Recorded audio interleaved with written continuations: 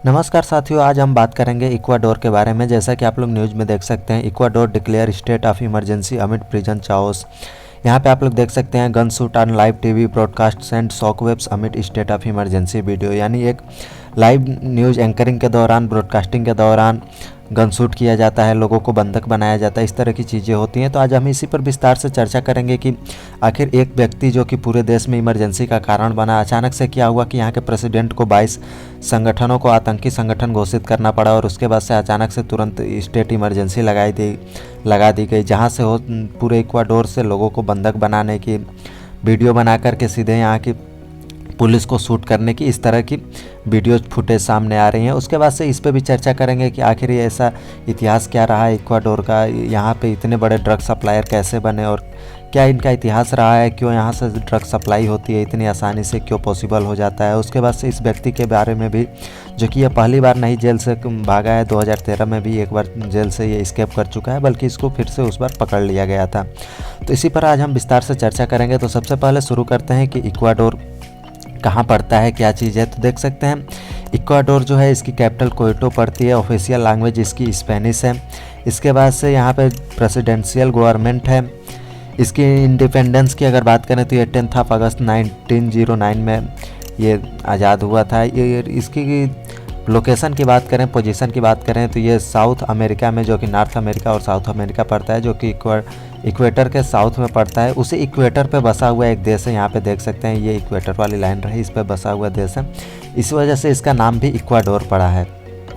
इसी इक्वाडोर के ये रहने वाले व्यक्ति हैं। ये इक्वाडोर जो है पैसिफिक रीजन से, एक साइड में पैसिफिक ओशियन से घिरा हुआ है और उसके बाद से 2 कंट्रीज़ के साथ बॉर्डर बनाता है, कोलंबिया और पेरू।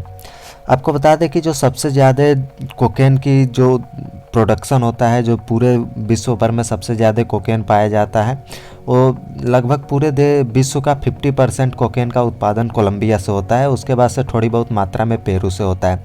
लेकिन अगर सप्लाई की बात करें तो सबसे ज़्यादा सप्लाई जो ये इक्वाडोर कंट्री है, यहाँ से सबसे ज़्यादा इसकी सप्लाई होती है। अगर इसकी बात करें कि यहाँ की सप्लाई क्यों यहाँ पे इतनी पॉसिबल हो जाती है, आसानी से सबसे ज़्यादा उत्पादन यहाँ पे होता है, लगभग पूरे विश्व का 50% कोकेन यहाँ पे मिलता है। उसके बाद से थोड़ी बहुत मात्रा में पेरू में मिलता है, जबकि सप्लाई यहाँ से होती है। तो इसकी अगर यहाँ पे आप लोगों को करेंसी की बात करें तो यहाँ की जो करेंसी निकल करके आती है वो अमेरिकन डॉलर करेंसी निकल के आती है, जिसकी वजह से कि यहाँ पे ट्रांजैक्शन करना, लेन देन करना है, यहाँ से किसी भी सामान को ख़रीदना बेचना बहुत ज़्यादा आसान हो जाता है।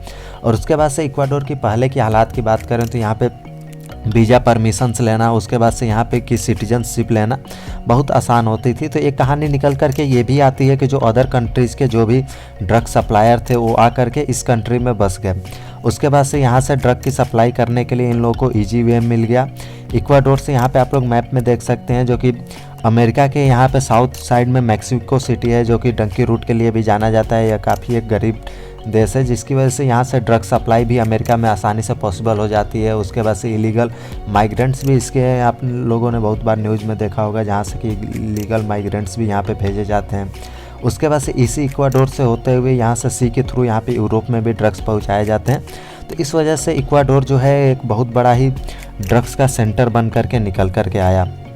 उसके बाद से अब बात करें कि ऐसा क्या हुआ कि एक व्यक्ति के स्केप कर जाने पे, जेल से भाग जाने पे तुरंत इमरजेंसी लगानी पड़ी। तो अगर इक्वाडोर की बात करें तो यहाँ के हालात अभी कुछ उस तरह से हैं कि यहाँ पे ड्रग सप्लायर जितने भी ग्रुप हैं उन लोगों का कुछ ज़्यादा दबदबा चलता है, उनके द्वारा ही उनके गुट बने हुए हैं, आपस में गुटबाजी होती रहती है। यहाँ पे सबसे बड़ा नंबर निकल करके आता है हर साल आपसी संघर्ष में लोगों के मारे जाने का। जो टोटल यहाँ के जो साल भर में संघर्ष होते हैं उसमें से कि 2-4% मौतें सिर्फ आपस की लड़ाई में होती है, आपस की गुटों की लड़ाई में होती है। और इसके साथ साथ जो यहाँ पे जो ड्रग सप्लायर है, जो कि निकल करके यहाँ से भागा है, जिसका कि नाम फीटो बताया जा रहा है, यहाँ पे आप लोग देख सकते हैं, prison break trigger chaos notorious लास्ट कांग्रेस gang captain Jose Adolfo Macias known as Fito. जो फीटो नाम का व्यक्ति है, जिसका कि रियल नाम दूसरा है, इसे फीटो नाम से जाना जाता है। ये यहाँ का एक ड्रग सप्लायर रहा है और उसने क्या किया है कि एक बार के जो इससे पहले यहाँ के जो प्रेसिडेंट पोस्ट के कैंडिडेट थे, तो यहाँ पे हम लोग बात कर रहे थे कि इतनी अचानक से इमरजेंसी क्यों लगानी पड़ी। तो जैसा मैं आपको बता रहा था, यहाँ पे आप लोग देख सकते हैं कि इसके पहले जो यहाँ के प्रेसिडेंट पोस्ट के जो कैंडिडेट थे, he was jailed after being convicted of drug trafficking before assassination. The latter Ecuadorian presidential candidate Fernando Valentino said in July he was threatened by Macias and warned against continuing with the campaign against gang violence for the leadership। यानी इसके पहले जो president post के candidate थे उन्होंने ये warning दी थी कि अगर वो आते हैं सत्ता में तो उसके बाद से जो ये ड्रग ट्रैफिकिंग वाले जितने भी लोग हैं, जितनी भी चीज़ें हैं, इनको अपने देश से ख़त्म करेंगे। उसके बाद से इस व्यक्ति के द्वारा उनको धमकी दी जाती है और उसके बाद से उनका असैसिनेशन करवा दिया जाता है, तो वो यानी मारे जाते हैं। उसके बाद से उसी के असैसिनेशन के में कन्विक्टेड बना करके उसके बाद से ड्रग ट्रैफिकिंग में इसको कई बार जेल में रखा गया है। और इसको जो यहाँ की सबसे बड़ी जेल है, जो कि यहाँ पे इक्वाडोर की सबसे बड़ा शहर है गुयानाबुल, वहाँ की जो कि 170 मील यहाँ पे देख सकते हैं साउथ वेस्ट है कैपिटल से, यहाँ की सबसे बड़ी सिटी है। और यहीं पे जो इनकी सबसे मजबूत जेल जो इस इक्वाडोर कंट्री की मानी जाती है, वहीं पे इसको रखा गया था। और उसके बाद से चूँकि पहले इसने प्रेसिडेंट पोस्ट के कैंडिडेट को मरवा रखा है, उसके बाद से इस समय ये जो प्रेसिडेंट है, इन्होंने चुनाव जीतने के बाद, ये प्रेसिडेंट बनने के बाद इन्होंने वादा किया था कि ये अपने देश से जो भी ड्रग्स की चीज़ें हैं इनको ख़त्म कर देंगे। और इसमें ये जोरों शोरों से लगे हुए थे। इसके बाद से इनकी चिंताएं बढ़ गई हैं।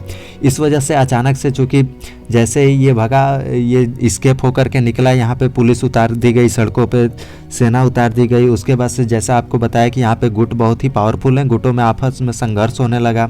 जो भी पुलिसमैन हैं यहाँ पे आप लोग देख सकते हैं, जो भी पुलिसमैन हैं उनको पकड़ करके ले जाया जाने लगा। पुलिसमैनों को गुटों के द्वारा पकड़ करके गोली मारी जाने लगी, वीडियो जारी किए जाने लगे। यहाँ पे देख सकते हैं आप लोग, लाइव टीवी एंकरिंग में ही इनके गुंडे घुस जाते हैं, इनके लोग घुस जाते हैं और उसके बाद से वहाँ पे धमकाते हैं, गोली चलने की आवाज़ें आती हैं। तो इस तरह की चीज़ें होती हैं। उसके बाद से सेना को निकाल दिया जाता है, स्टेट इमरजेंसी लगा दी जाती है, इसलिए ताकि इन लोगों को आसानी से जो भी मानव अधिकार के इस तरह की चीज़ें होती हैं, जो कि ड्रग ट्रैफिकिंग पे ये करके कि नहीं इनको मारा नहीं जा सकता, तो ऐसा कोई चीज़ सामने ना आए और इनको जहाँ पे भी देखा जा सके, पकड़ा जा सके, मारा जा सके। यानी जो भी उचित निर्णय हो सेना अपने हिसाब से ले सके। यहाँ पे देख सकते हैं इन्होंने कहा है कि I have just sign a state of emergency declare to set that armed forces have all the political and legal support for the their action, said नाओबा।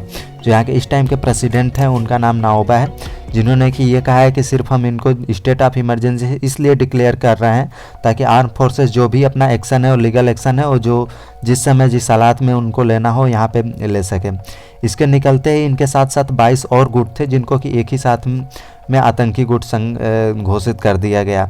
यहाँ पे वही आप लोग न्यूज़ देख सकते हैं, state of emergency declare in Ecuador, Peru declare state of emergency on border with Ecuador. जो Peru इसके बगल में देश पड़ता है, उसके बॉर्डर पे भी स्टेट ऑफ इमरजेंसी लगा दी गई है, क्योंकि इस तरह के वहाँ पे हालात हो गए हैं, इस तरह के माहौल बन गए हैं। उसमें भी इतने बड़े गुट हैं जो कि अगर पूरे वर्ल्ड की अगर ट्रेड की बात करें तो पूरे वर्ल्ड में जितना ट्रेड होता है उसका 1% ट्रेड सिर्फ यहाँ के ड्रग्स सप्लाई की वजह से, उस पूरे ट्रेड में 1% ट्रेड का योगदान यहाँ की ड्रग सप्लाई का है। यानी बहुत ही बड़ा यहाँ से ड्रग सप्लाई और इस तरह की चीज़ें होती थी। इस वजह से यहाँ पे चारों ओर हर जगह से जो भी पॉसिबल चीज़ें हैं वो लगाई जा रही हैं। यहाँ पे पेरू ने अपने बॉर्डर पे स्टेट इमरजेंसी लगा दी है। तो अब तक की अपडेट यही है, आगे जो भी कुछ अपडेट आएगी हम उससे आपको अवगत कराएंगे। आज के लिए बस इतना ही, धन्यवाद। यहाँ पे आप लोग देख सकते हैं डेनियल नाओबा, जो कि इस समय के यहाँ पे के प्रेसिडेंट हैं। इसके पहले ये इक्वाडोर के प्रेसिडेंट थे।